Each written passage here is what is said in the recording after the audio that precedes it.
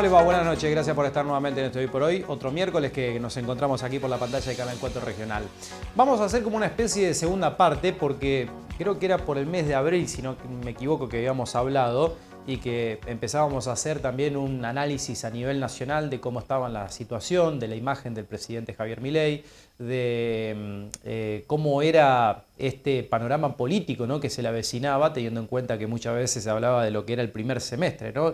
¿Qué iba a pasar después del primer semestre? Los números, la inflación, la economía, bueno, distintas cuestiones que se fueron analizando durante el año y que debidamente acá, en este Hoy por Hoy y allá por el mes de abril, lo habíamos tocado para visualizar un poco también la situación y de lo que se podía llegar a venir. Y vamos a hacer una especie de segunda parte porque, claro, el domingo el presidente estuvo a través de una cadena nacional presentando el presupuesto para el próximo año en algo que ahora lo vamos a analizar, pero bastante inédito, de cómo se presentó un presupuesto que tiene que tratar el Congreso, y con la cadena nacional del pasado domingo, que cuando uno pone a revisar cuáles fueron los números, bueno, no fue realmente de la impresión que a lo mejor desde el seno del gobierno habían pensado que podía llegar a generar. Pero bueno, todo esto lo vamos a hablar y es siempre un honor recibirlo, Alan Stumble, que nos había adelantado algunas cuestiones, recuerdo, el pasado mes de abril cuando estuvo acá, y lo veíamos tan lejano que dijimos, che, bueno, ¿cómo puede llegar a empezar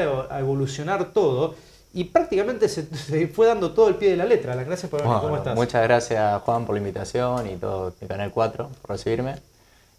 Sí, un poquito lo que adelantábamos, ¿no? De esta cuestión de que, como con las medidas que a priori en el manual dicen son impopulares, claro, como el propio presidente dice, llegué a ser presidente prometiendo ajuste, tenía imagen positiva, y cómo el desgaste de una gestión en el pasar del tiempo, en el pasar de los meses, va lastimando y erosionando esa imagen, que en un momento servía como un fundamento de legitimidad para tomar decisiones.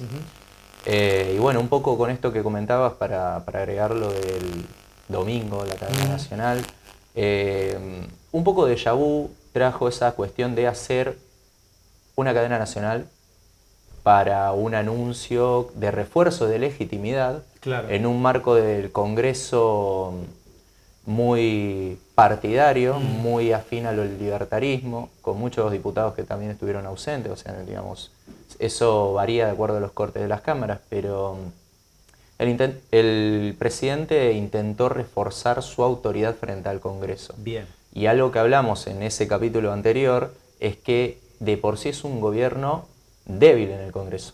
Claro, ¿sí? Que tiene 39 diputados y 6 senadores. Exactamente. Y que requiere de ese oficialismo ampliado que constituye con el PRO, y aún así no logra con eso llegar al tercio para restringir un nuevo armado que se está haciendo desde la oposición, una oposición extendida que puede llegar a 2 tercios, sí, para dar vuelta a un veto. En esta oportunidad lo logró, y es como que se empieza a ver un frente de resistencia, como decir, de aguante. Claro.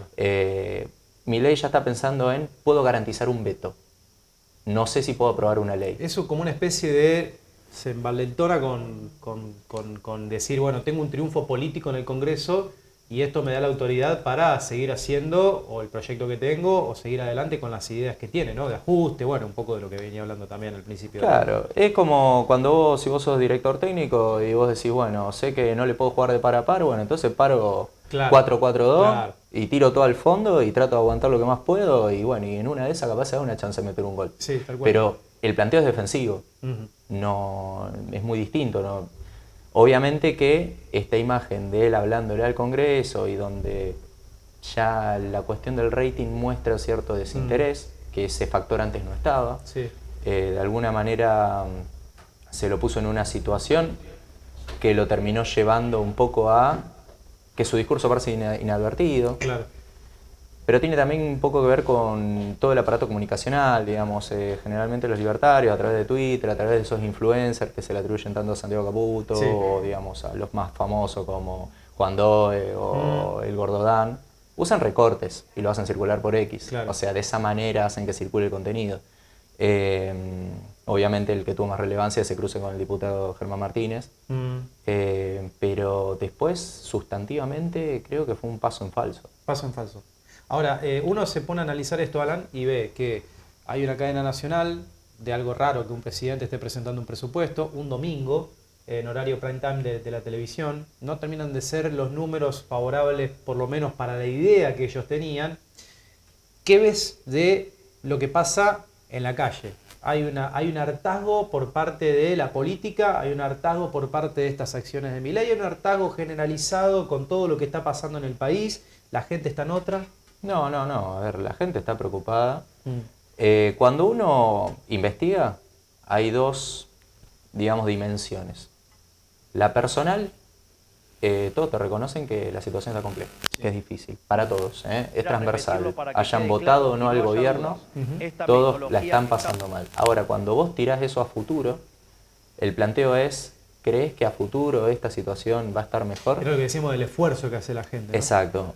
Generalmente quien tiene más simpatía por el gobierno cree que este sacrificio va a rendir sus frutos en un futuro, tal vez en un futuro cercano, si no puede ser 2 años, 3, pero cree que efectivamente el presidente les está haciendo un planteo, decir, bueno, por este camino vamos a llegar al objetivo, mientras que los opositores creen que es un pozo sin salida. Ahora, hay cada vez más gente que se va quedando afuera también de ese tren de decir, che, tenemos que llegar a este objetivo y para eso necesitamos hacer un esfuerzo. Y hay gente que dice, bueno, sí, lo hicimos hasta los primeros 6 meses y ahora es como que se van bajando un poco de ese tren también. Lo que está empezando a pasar es que ya la inflación no es el problema único. Claro. Empezamos a ver desempleo, empezamos a ver recesión, empezamos a ver pobreza, empieza a preocupar esas cuestiones. Entonces, inflación está empatada, o sea, inflación, un número, un dígito. Claro. Pero está empatada con el miedo a perder el trabajo, está empatada con el deterioro del entorno cercano, que eso, o sea, recesión tal vez los que nos están mirando del otro lado dicen, che, buen término muy económico, pero es cuando vemos que, por ejemplo, el otro día daba el ejemplo, supongamos que vamos a entrenar a un club, ¿sí? Jugamos al básquet o al fútbol, y vemos que vamos al baño y no funciona el agua caliente. Vemos que cuando vamos a entrenar faltan pelotas, vemos que los foquitos de luz no prenden a la noche cuando vamos a entrenar, que las butacas están rotas, o que está descuidado, despintado, que el que corta el pasto se queja de que no le pagan y entonces no va a cortar el pasto. Bueno, eso es un poquito lo que significa a nivel país la recesión. Claro. Y se empieza a ver un deterioro generalizado en el transporte, en los servicios, en la vía pública, sean en obras, en parques, en todo ese entorno cercano, vemos que se viene un poquito a menos. Claro. Y eso empieza a preocupar. Al mismo tiempo que vemos más gente durmiendo en la calle, hay mayor pobreza, hay mayor preocupación y hay más gente que tiene dificultad de recomponer el ingreso. Claro. Me decía recién, la inflación no es, por lo menos hasta ahora, el único índice que preocupa a la gente, ¿no? Antes era la inflación, derrotarla como sea. Ahora te empezás a dar cuenta que hubo un repunte en la inflación el mes que pasó, este mes que se conoció. ¿La gente empieza a dudar también un poco del destino o eso se mantiene todavía? Decir, bueno, vamos bien por este lado. No. En el votante del gobierno, el que cree en Milei, es un estoico en ese sentido. O sea, no, esto es algo que había que hacerlo y era algo inevitable, así hubiera ganado otro candidato. Claro. O sea, teníamos que pasar por esta situación. ¿Sí? Eso está, pero bueno, del otro lado, todo lo contrario. Sí. O sea, digamos, tiene mucho que ver con la credibilidad que le atribuyen al gobierno, específicamente al presidente más que al gobierno. Ahora, con esto del famoso asado que se hizo por el veto incluso a la reforma jubilatoria, ¿le juega en contra esto al gobierno? ¿Hay una mirada de gran parte de la población que esto no lo ve bien? Sí. Sí, por dos cuestiones. Una, bueno, después vamos a ver unas encuestas, unos números, ahora lo vamos a en los poner que de las políticas que impulsó este gobierno, la que más rechazo tiene justamente es el ajuste de los jubilados. Bien. Entonces hay una cuestión ahí, creo que tiene que ver con la fibra social, ¿no? Es decir, estamos hablando de los abuelos, estamos hablando de gente que está desprotegida. En general, siempre estuvieron desprotegidos y que ahora no se les garantiza un aumento que creo que nominalmente era de 13.000 pesos. Sí. 18.000 pesos. Sí, la diferencia era de 13, 18. Que todo eso ronde por defensa de déficit contra 18.000 pesos que se le incrementa. Resulta inverosímil ese discurso. Claro. Si bien la defensa del déficit fiscal tiene apoyo, cuando se traduce en algo concreto, como un abuelo, es difícil de defender. Y yendo a esa foto, La cuestión ahí que le juegan contra Milei, además de que el tema que los reúne a todos los que vemos ahí en pantalla, es el veto a la actualización o a este pequeño ingreso que no se va a traducir en una recomposición sustantiva del ingreso del poder adquisitivo, es que vemos a Milei con políticos. Claro, sí. Él es la antipolítica, narrativamente, siempre lo fue, y hasta acá esa imagen positiva que él tenía la sostenía con un discurso antipolítico siendo presidente. Sí, apuntando al Congreso, a todos los diputados, y ahora se junta con 87 diputados, entre los cuales estuvieron estos 4 radicales que se dieron vuelta y que desataron todo un problema en el bloque radical, pero es yo y la casta, conviviendo sanamente, comiendo un asado. Esa imagen lastima la narrativa, me parece, o sea que el primer paso en falso fue el lanzamiento, este intento de lanzamiento del presupuesto, que lo expusieron en esa situación de debilidad, porque de desinterés más que debilidad. Y después la otra es esa foto, o sea, un asado. Sí, en este momento, ¿no? Sí, no, es una foto poco afortunada. Total. Tenemos ahí otra plaquita, que es el tema de las encuestas también, ¿no? De los recortes, que esto que recién veníamos hablando. Sí, pero antes de meterme esa, el de los recortes, Pela, por favor, así, exactamente, ese ahí. Que esto me pareció muy interesante, porque es una pregunta que dice, usted está bastante poco, nada de acuerdo en reducir el gasto de... Y recién contábamos de los jubilados, ¿no? Que es un tema. Ahora... El tema de la educación también, ¿no? Las universidades, algo que seguramente va a ingresar ahora dentro del debate porque está en agenda y seguramente porque se va a vetar este proyecto. También empieza también a jugar un poco, ¿no? Sí. Con esto. Bueno, a ver, estas mediciones las hace la UBA, Pulsar UBA, que es un proyecto muy interesante que están haciendo hace tiempo, y generalmente hacen métrica para los debates, y ahora están haciendo métricas en las creencias sociales que tenemos los argentinos. Mirá.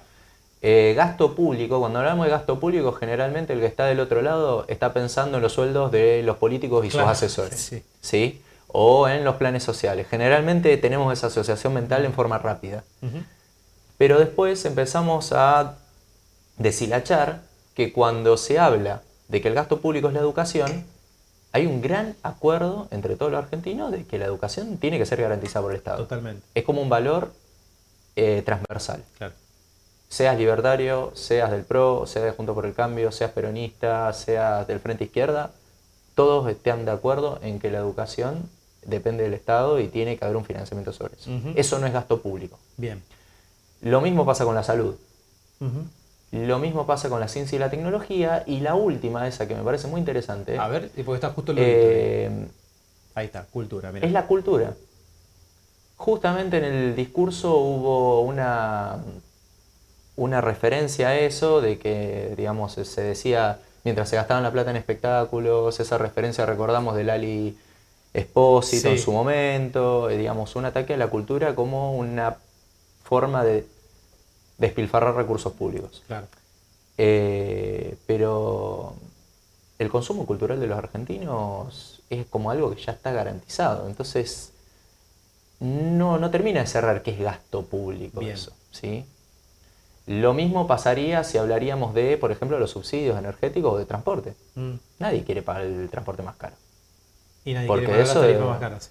Eso es algo que lo llamamos económicamente, se llama salario indirecto. Claro. Es una parte del salario que nosotros tenemos, pero que no nos ingresa a nuestra cuenta bancaria o no nos ingresa a Mercado Pago. Completamente. Exacto, hace a nuestro ingreso porque pagamos más barato el colectivo, o porque pagamos más barato la luz o el gas. Y cuando eso todo aumenta, parte de ese ingreso que nosotros tenemos aparte se empieza a destinar a... Y eso genera malestar. Total.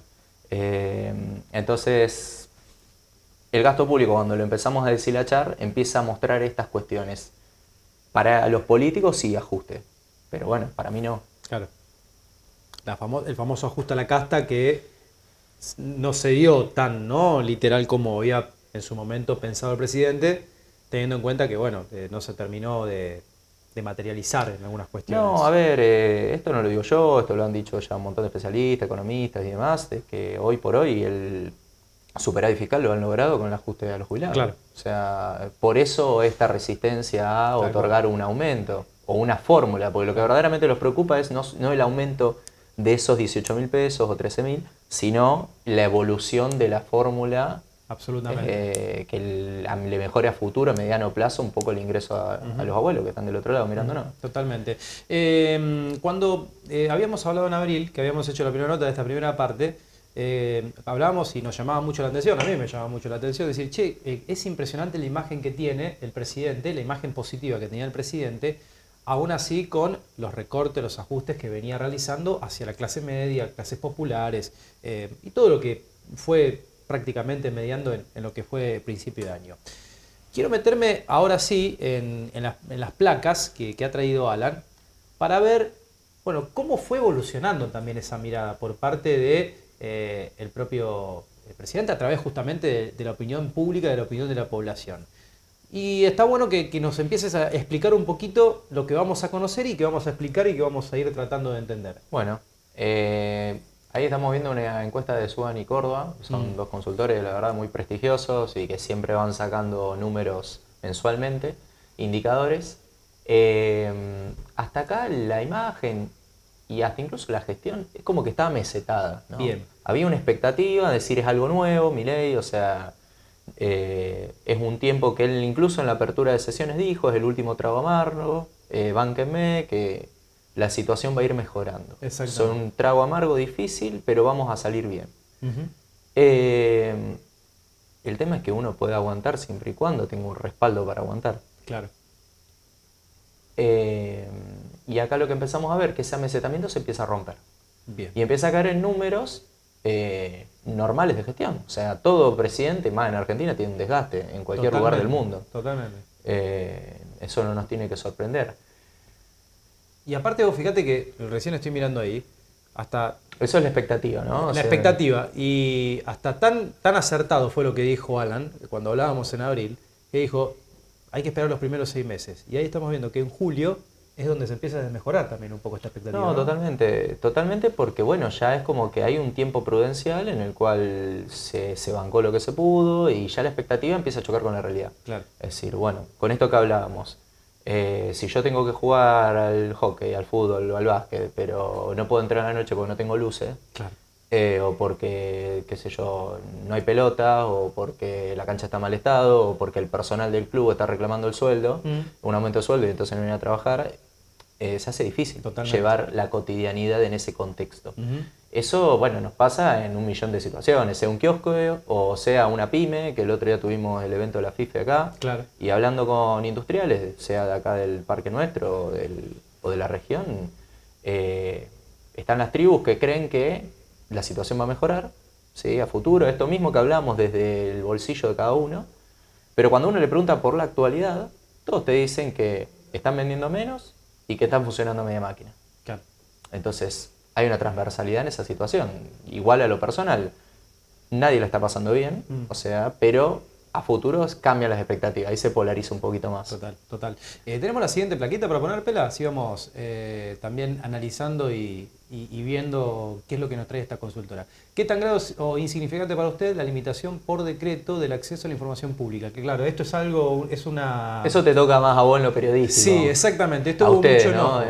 Esto hubo mucho enojo porque, claro, básicamente para el que está del otro lado, el acceso a la información pública, con este gobierno es como que hace ya incluso algunas semanas se decretó que no se puede acceder en la totalidad, hay algunas restricciones, y esto quiere decir que, por ejemplo, no podemos saber algunas cuestiones que están entrelazadas a, por ejemplo, la imagen del presidente Milei. Lo que pasa, por ejemplo, con Alberto Fernández, que usted lo conoce y que lo están contando absolutamente todo de esto, de su caos que está viviendo con Fabiola Yáñez, bueno, esto prácticamente no se podría saber o se podría saber en menor medida si tiene una situación muy parecida a Javier Milei, ¿no?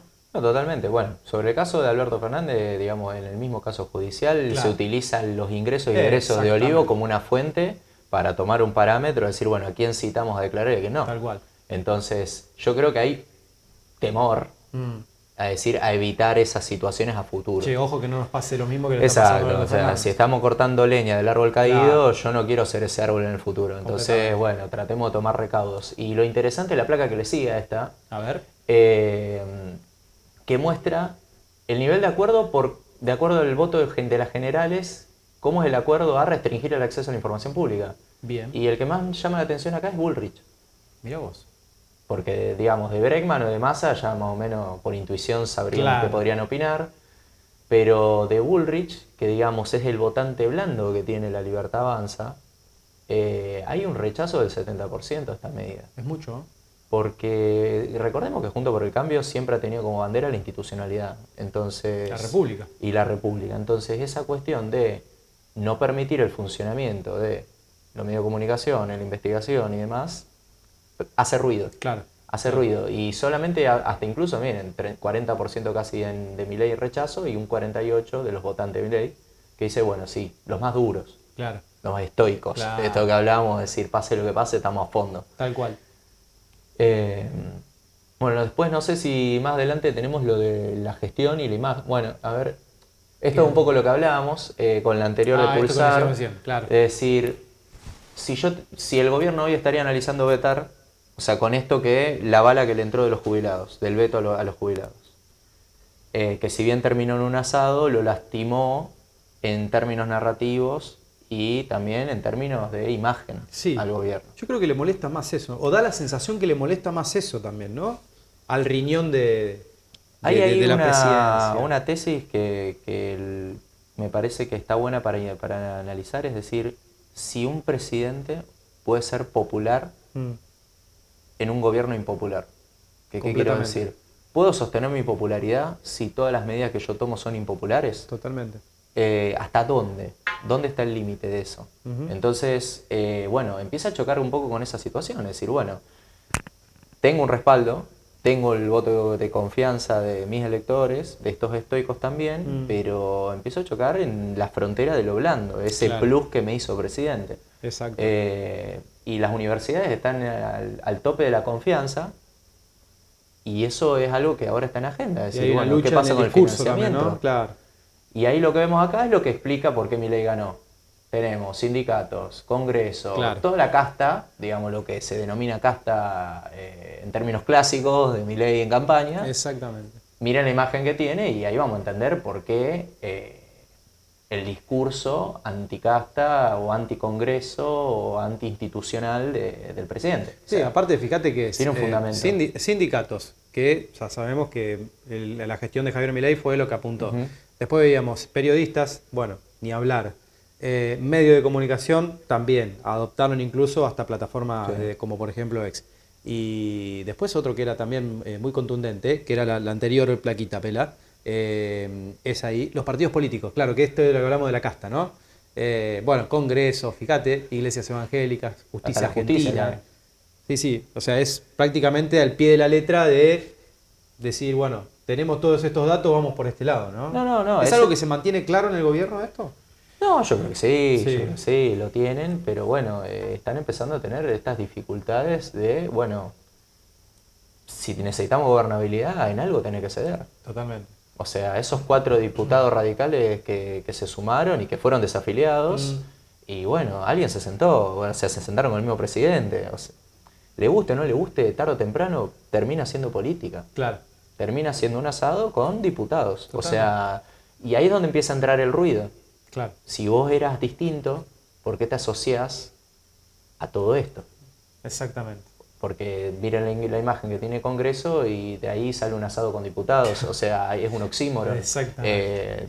De capítulos muy cortos, porque el asado, o sea, entre el asado y la cadena no pasaron 2 días, 3. Totalmente. Bueno, acá estamos con el tema de la aprobación que tiene el gobierno nacional, que es lo que hablábamos. Y eso está en caída. Si tomamos de referencia lo que vimos en abril pasado. ¿Qué aprobación teníamos, te acordás? Y creo que estaba arriba del 45. Arriba del 45, sí, era muchísimo. Hay un desgaste. ¿No? Hay desgaste, pero bueno, esto tiene que ver un poco con la expectativa, digamos, que esté por encima del 40.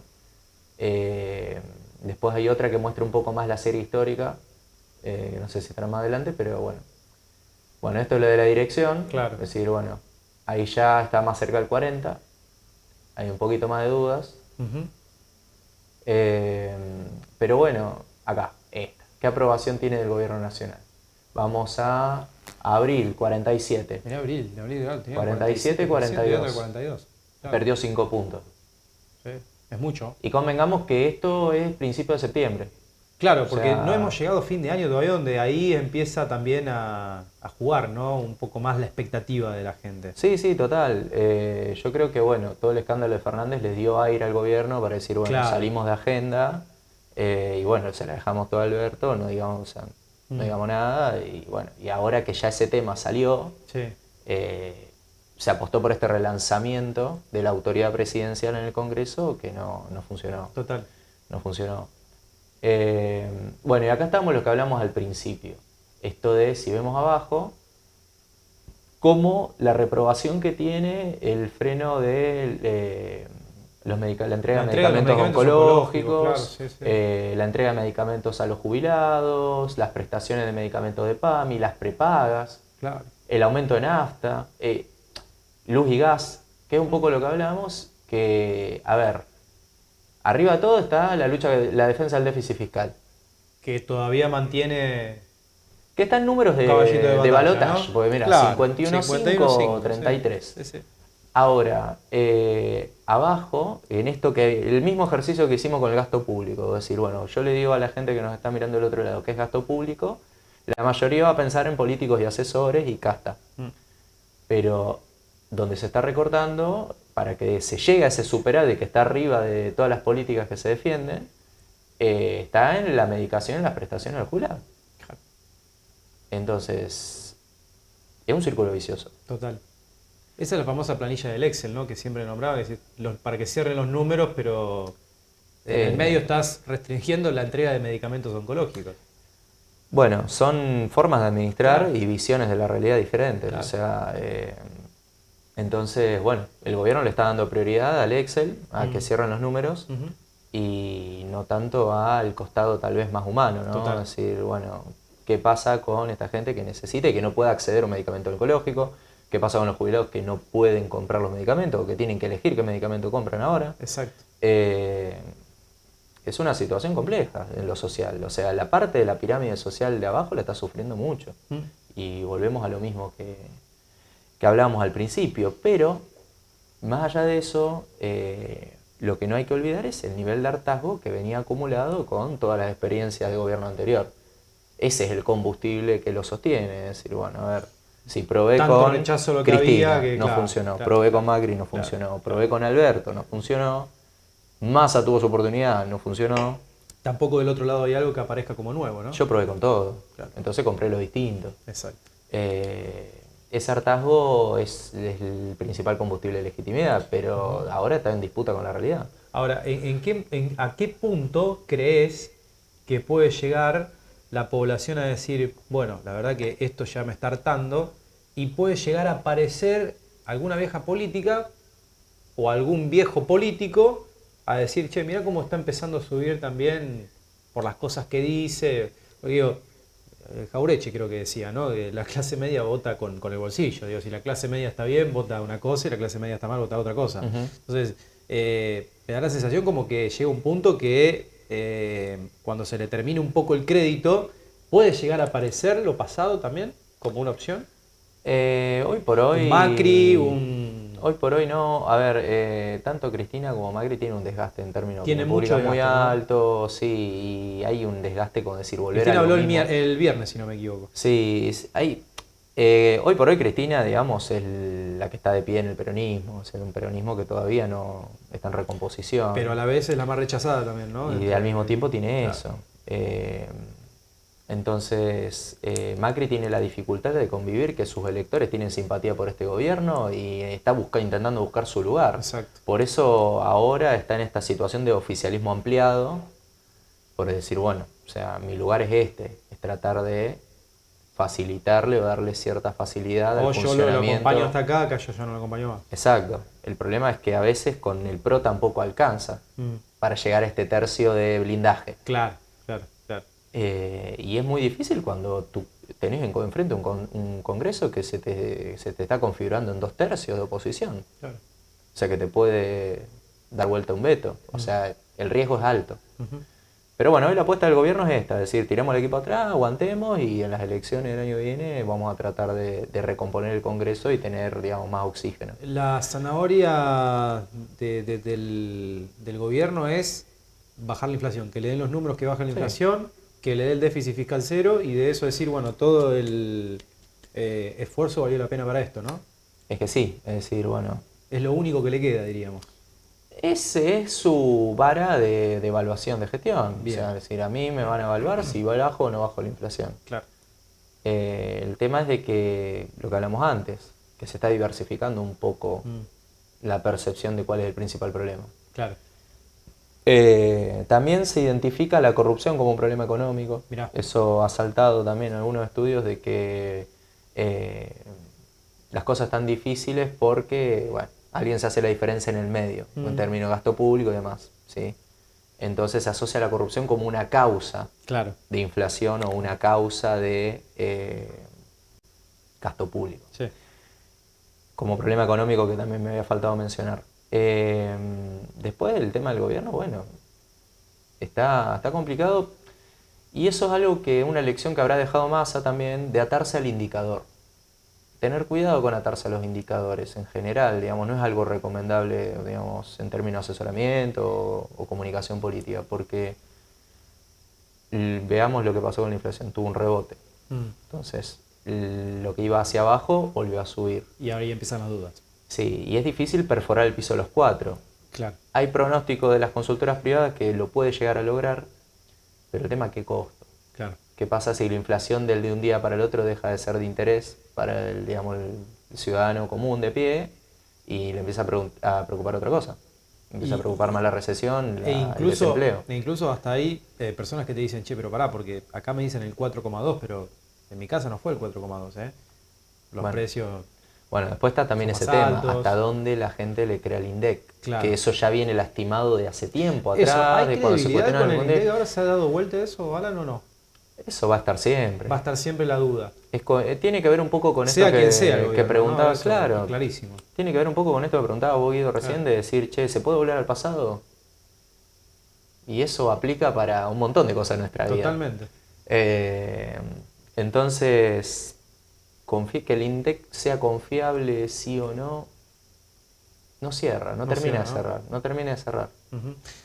Tengo que hacer una pausa, pero quiero seguir hablando. Quiero tocar el tema también de provincia, la imagen del gobernador Maximiliano Puyaro. Y estuviste también, recién decías, en la cena de FIFE, ¿no? Que estuve realizando en Roldán. También te voy a preguntar un poquito sobre eso. Hacemos una pausa, estamos con Alan Stumo, consultor político. Estamos haciendo un repaso de lo que es la situación a nivel nacional. Vamos a hacerle el repaso también a nivel provincial y algunas cositas más en un ratito nada más. Pequeña pausa y ya venimos.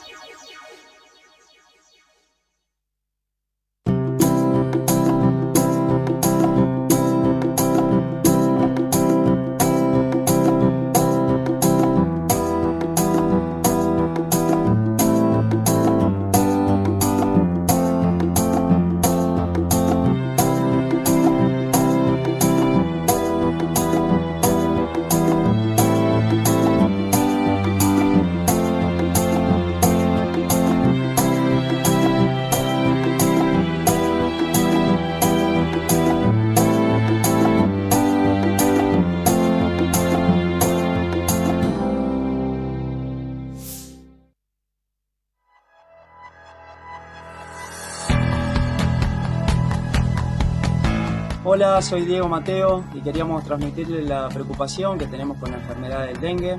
Sabemos que el mosquito es el que transmite el dengue y otras enfermedades y bueno, entre todos tenemos que darle batalla. Es muy importante poder tener el patio en condiciones, la casa obviamente también, no tener recipientes con agua, el descacharreo es fundamental. El uso de repelente también es muy importante. Así que bueno, además de todo esto le vamos a dar algunas recomendaciones más y esperemos que todos juntos podamos combatir al mosquito.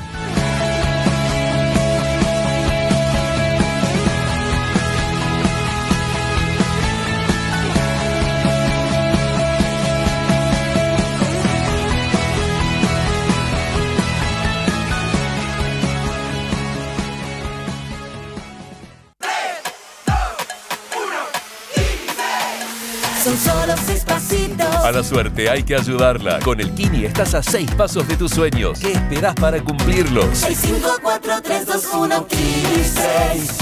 Punta Chacra, San Jerónimo, agua, luz, gas, cloacas, cordón cuneta, ubicación estratégica. El mejor lugar para vivir.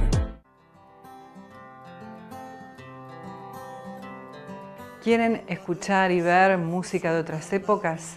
¿Quieren recordar momentos vividos? Los invito a compartir música para no olvidar, sábados y domingos a las 21 horas. Que te despierta el corazón. Contrata tu seguro online en La Segunda y tené tu póliza al instante. Auto, hogar, accidentes personales, bicicletas y monopatines eléctricos, vida. En todo el país y con el respaldo de un productor asesor. lasegundaonline.com.ar. La Segunda Seguros. Lo primero, sos vos. Supermercado Superpunto, todo en el mismo lugar y con la mejor atención. Te esperamos todos los días en el cruce de rutas 9 y A012, Roldán.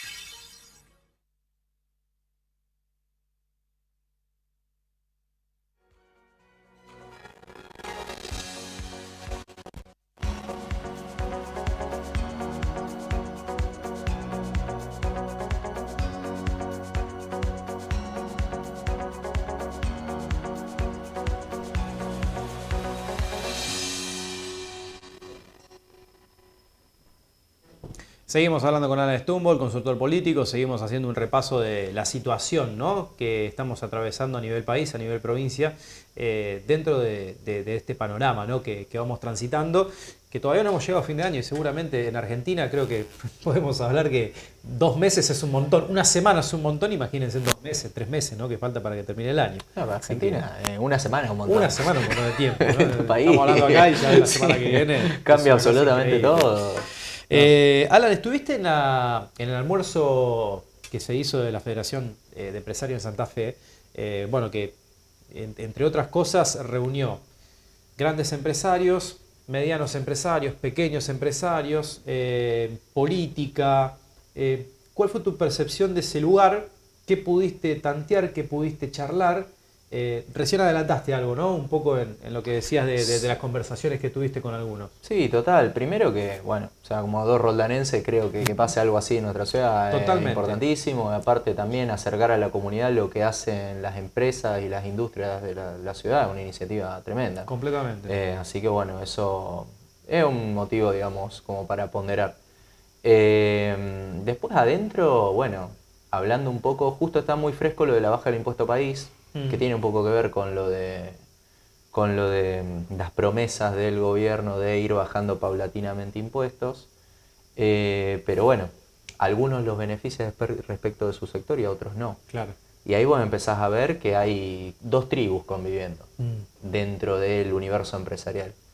Quienes a lo mejor tienen mayores dificultades con las reglas de juego actuales y esperan alguna mejora, pero están más preocupados porque no están vendiendo o porque su planta no está funcionando en totalidad. Claro.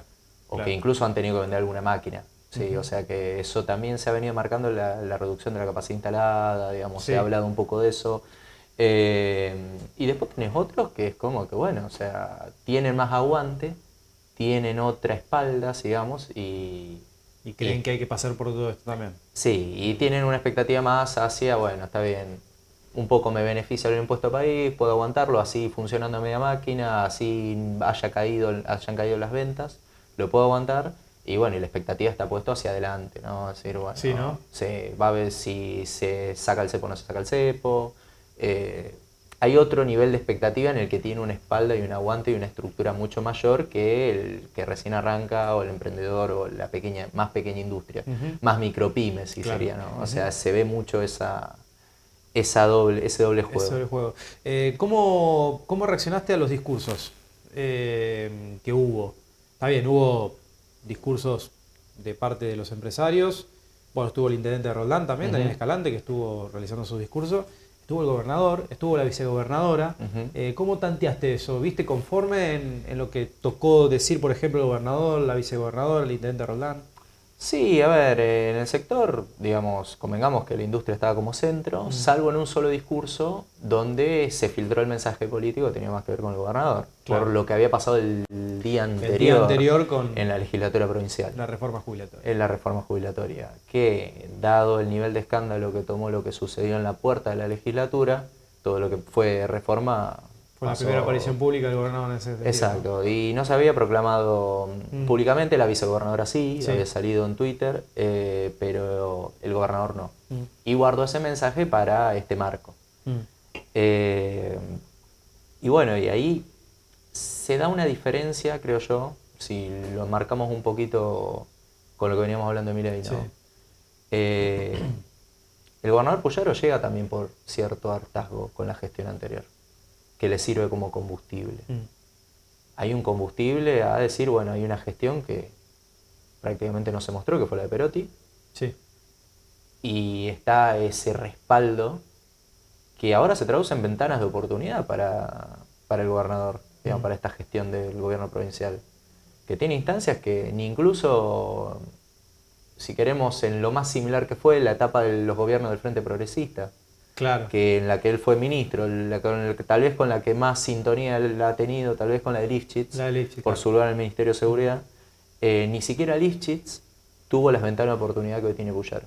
Claro. ¿A qué me refiero? A esta cuestión de hacer una reforma previsional, que no es menor, y más por cómo se dio todo, digamos, en la que se dio más el escándalo, digamos, en el tema de la agenda de lo que sucedió en la puerta, que lo que efectivamente se votó. Tal cual. Y después también por la posibilidad de una reforma constitucional. Que seguramente se va a hacer, que ya seguramente debe estar... Sí, hoy creo que había una reunión en Santa Fe Por sobre eso, ese tema. sí. Pero bueno, a ver, son ventanas de oportunidad que tiene esta gestión del gobierno provincial. Que aprovecha. Que aprovecha muy bien. Y ahí hay una diferencia con Milei. En el que si bien comparten en su base mismos electores, o sea, es muy probable que gente que votó a Milei también votó a Puyaro. Total. Entonces hay como una especie de simbiosis abajo en las raíces, que es con lo que Milei juega permanentemente contra los gobernadores. Es decir, los electores que están abajo de ustedes simpatizan por mí. Claro. Entonces esta pelea de los puedo deslegitimar si quiero, los puedo llevar cerca mío, me necesitan. Bueno, también tiene un componente provincial. La gente lo votó y lo votó por un hartazgo a nivel provincial. Que creo que, bueno, hasta ahora se ven buenos resultados en términos de seguridad en Rosario. Creo que hasta ahora tiene el gran triunfo ahí, ¿no? Exacto. Así como Milei tiene el indicador de la inflación, Puyaro tiene el indicador de la inseguridad. Totalmente. Entonces, son en eso, digamos, que tiene que ver con la agenda de esta región. La agenda de esta región le preocupa la inseguridad. Tal vez no al interior de la provincia, pero sí a Rosario, el Gran Rosario. Entonces, hay un respaldo hacia ese trabajo. Se percibe una diferencia, un desempeño de gestión distinto. Y hoy, si tomamos Rosario como referencia, como para poner un punto de referencia geográfico para nuestra región, de las tres gestiones, sea municipal, provincial y nacional, la que mejor está es la provincial. La provincial, ¿no? Sí. Entonces, bueno, es una oportunidad que, a diferencia de Milei, lo que tiene Puyaro es que tiene una capacidad política, y una muñeca completamente y una cintura que le ahí permite aprovecharla mucho mejor. Que esto está bueno aclararlo, porque muchas veces hablamos de la casta política y hablamos de la mala terminología que muchas veces, ¿no?, caracterizamos en la política y decimos que la política es mala. Y acá te das cuenta cuando hay un político que tiene buen manejo de política y un outsider que cree que la política no sirve y que todo se hace de distinta manera, ¿no? Y ahí me parece que es la gran diferencia. Digo esto porque muchas personas dicen, che, bueno, la política no sirve. No, sí, la política sirve, después hay un buen manejo, un mal manejo, y evidentemente eso después se traduce en resultados, ¿no? Creo que esto es una opinión netamente mía, porque muchas veces hablamos de la política y yo digo, che, una cosa son los políticos y otra cosa es la política, ¿no? Un poco para separar. A ver, el que nos mira al otro lado, vuelva a las metáforas futbolísticas. Claro. No te deja de gustar el fútbol porque tenés un técnico que no logra los resultados que... Totalmente. ¿sí? O sea, no lo culpamos al fútbol de eso. Totalmente. Sino que, bueno, sí, el técnico no tuvo los resultados que esperábamos, bueno, buscamos otro técnico. Absolutamente. Pero la responsabilidad no es del fútbol. Claro. O sea, no es el deporte. Exactamente. Bueno, con la política aplica lo mismo. Es decir, política, todos tenemos posiciones políticas, hasta los que se autoperciben antipolíticos o apolíticos, tienen posiciones sobre si, no sé, es mejor levantarse a la mañana o vivir de noche, qué sé yo. Digo, cada decisión cotidiana se da en un marco donde hay distintas posiciones de poder. Total. Que se da desde una escuela, desde un club. O sea, un club tiene directivos, una escuela tiene directivos, los alumnos tienen profesores, a los que les mandamos un saludo que fue el día del profesor. Sí, señor. En todas las instancias nuestra sociedad se ordena con el poder. Claro. O sea que todo el día estamos tomando decisiones políticas. Nada más que, bueno, no las interpretamos como políticas. Pensaba político alguien que tiene traje y corbata. Exactamente. Entonces, bueno, de ahí a tener, hoy está bastante desprestigiada, por eso se votó un outsider, pero a nivel provincial, como se requería, había un problema. Porque, a ver, ordeno esto. Sí. A Milei se lo vota también porque es economista, y el principal problema es económico. Bueno, él dijo, ¿no? En el discurso, fue algo clave eso lo que dijo. Entonces, ahí hay un atributo, que decir, es economista, sabe lo que hace. Y de enfrente tenías un ministro de Economía con mal desempeño. Entonces, sí, cambiamos técnico. Totalmente. Ahora, a nivel provincial, Puyaro tenía la capacidad del antecedente como ministro de Seguridad. Claro. Contra, bueno, en su momento fue Lozada, que es nueva en política, era un outsider, se quiere, lo más similar a un outsider que tuvimos, porque ella, si bien había ganado la elección a senadora, era una panelista de Canal América, entonces se eligió esa capacidad para un problema. Y que también tiene que ver un poco en el interior con esto de lo productivo, ¿no? Digamos, a Santa Fe siempre, digamos, la situación de la producción, del empleo, le preocupa, más que nada en el interior. Entonces, bueno, también está ese perfil. Total, total. ¿Tenemos algunos datitos también del gobierno de Maximiliano Puyaro? Sí, tenemos ahí, traje un poco, bueno, esto es un ranking que hace esto es una consultora de Río Cuarto. Ajá, mira. Que se hizo famosa por este ranking, es una tablita de cómo está de imagen cada uno de los gobernadores. Muy bien. Y en el bombo de arriba lo encontramos a Puyaro tercero. ¿Sí? Claro, tercero, Maximiliano Puyaro, exactamente. El primero es Hugo Pasalacqua, que es el de Misiones, ¿no? Increíble, después el escándalo que tuvo en Misiones. Los empleados públicos, la policía, increíble, ¿no? Sí, pero a ver, para aclarar un poquito lo técnico, estas encuestas se hacen con universos, cada uno en su provincia, no es que se hace una encuesta a nivel nacional para ver cuál es. Bien, porque si no estaría todo gris, nadie los conocería. Totalmente. Entonces se les pregunta en cada provincia por el gobernador. Osvaldo Jaldo también me llama mucho la atención. Sí, de Tucumán. Y tercero, Maximiliano Puyaro. Después viene Nacho Torres, Lando Cedero, Martín Yarlora. La imagen positiva por encima de... estamos hablando del 63%, ¿no? Que tiene Maximiliano Puyaro. Sí. Es muchísimo también, ¿no? Sí, podemos decir que 6 de cada 10. 6 cada 10 tienen buena imagen tienen buena imagen del gobernador. Convengamos que la de Milei está ahora abajo del 40, o sea que ya está 3 de cada 10 o 4 cada 10, dependiendo, digamos. Totalmente. Como para tomar una referencia, ¿no? ¿Quién es el peor? A ver, andas para abajo, Pela, por favor. Quintela. Quintela de La Rioja. Ahí pelean el descenso, mira, Quintela, Figueroa, Kicillof, que son prácticamente también parte de la vieja escuela, ¿no? De la vieja política. Y esto es lo que hablábamos recién, ¿no? Del pasado. Sí. A ver, también hay una cuestión de que nosotros lo ponemos como quienes pelean el descenso, pero esos números son normales en lo que es la gestión. Claro. Porque toda gestión tiene un desgaste. Sí.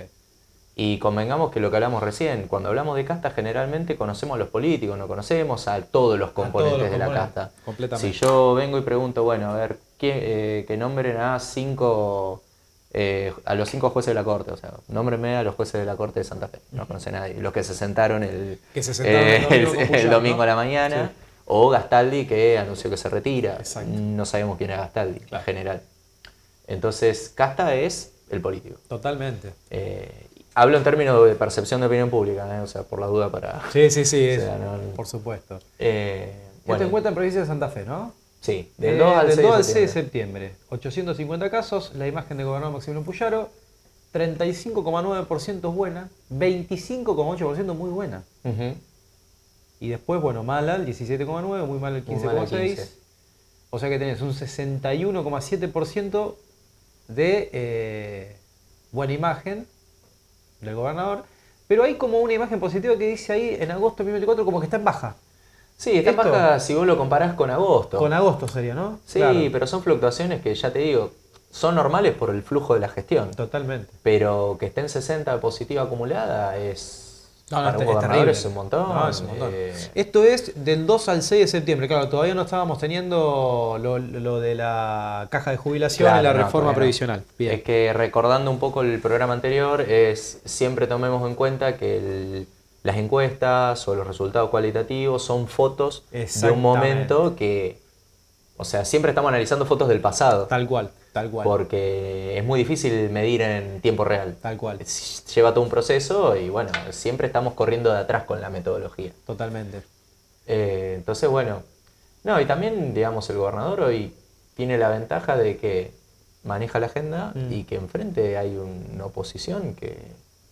Bueno, no ¿quiénes hay oposición, quedan? no sabemos quién es la oposición en Santa Fe. No se sabe por una cuestión de que el desgaste que llevó la gestión anterior los dejó en una situación Totalmente. Sí, de estamos complejidad y hablando rearmado total. que en Santa Fe fue la peor derrota del peronismo, ¿no? En la provincia, de mucho tiempo, y hoy no hay o por lo menos no ha salido nadie, un candidato, ha salido una imagen, oposición al gobierno que haya generado. No, algún está en tipo recomposición, de- está ¿no? rearmado. Está rearmado, pero bueno, todavía están Sí, haciendo teniendo en cuenta que el año que viene ya tenemos de vuelta elecciones para, bueno, aquí se renueva el Congreso también, ¿no? En Santa Fe. Está bien, evidentemente es como por ahí a lo mejor las elecciones que muchas veces la gente, la población, los electores no le dan tanta importancia, siempre decimos, ¿no? De la menor importancia, podríamos hablarlo de alguna manera, para el elector. Pero bueno, en materia política, por supuesto que se empieza a tantear también un termómetro. No, acá hay dos cositas. Hoy yo le prestaría atención a algo que no sé si pasó desapercibido o no el otro día en la secuencia de la reforma. Ujú. Amalia Granata es una persona que tiene conocimiento público. Exactamente. Y en este momento de dificultad para el peronismo, de encontrar un líder, el peronismo se ordena con un jefe. Exacto. Hasta que encuentra a su jefe, está en dificultad y está en crisis interna y está en ese proceso rearmado. Amalia Granata ha sido muy hábil para pararse en lugares donde nadie se para. Sí, y en lugares muy, te diría que hasta lógicos, porque no es una persona que ha cambiado de parecer, ¿no? Una persona que pensaba algo y que sigue pensando lo mismo, por lo menos sigue expresando lo mismo, ¿no? Exacto, tiene esa habilidad de lectura de buscar exactamente. ir en contra de la corriente en determinados momentos. Lo hizo con el pañuelo celeste en su Totalmente. momento, cuando era la disputa de la despenalización del aborto. Creo que fue de las primeras Sí. con alto nivel, digamos, que está involucrada en la política o que se involucró en política justamente con eso, ubicándose en Totalmente. un lugar donde nadie estaba. Completamente. Y bueno, el otro día se paró enfrente de todos los legisladores. Entonces, habría que mirar eso Bien. en lo provincial, digamos. ¿Dónde deriva ese proyecto de Amalia Granata? Y después, otra cosa que me parece interesante ver con esto que veíamos, bueno, con declaraciones más recientes del presidente pidiéndole un ajuste mayor a los gobernadores. Sí.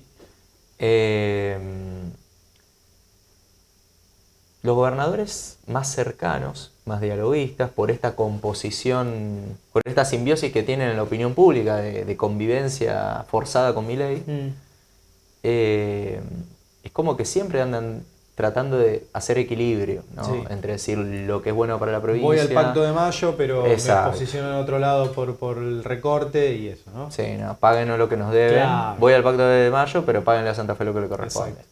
Y ese doble juego de que, bueno, en algunos momentos ha derivado en el choque, por ejemplo, de Nacho Torre, que digo, no les mando más combustible a Buenos Aires. Tal cual. Pero al mismo tiempo, esa confrontación que todavía está ahí irresuelta, porque va variando dependiendo de lo que diga el presidente, y que después siempre trata de ser desactivada por los ministros, por abajo, al día siguiente.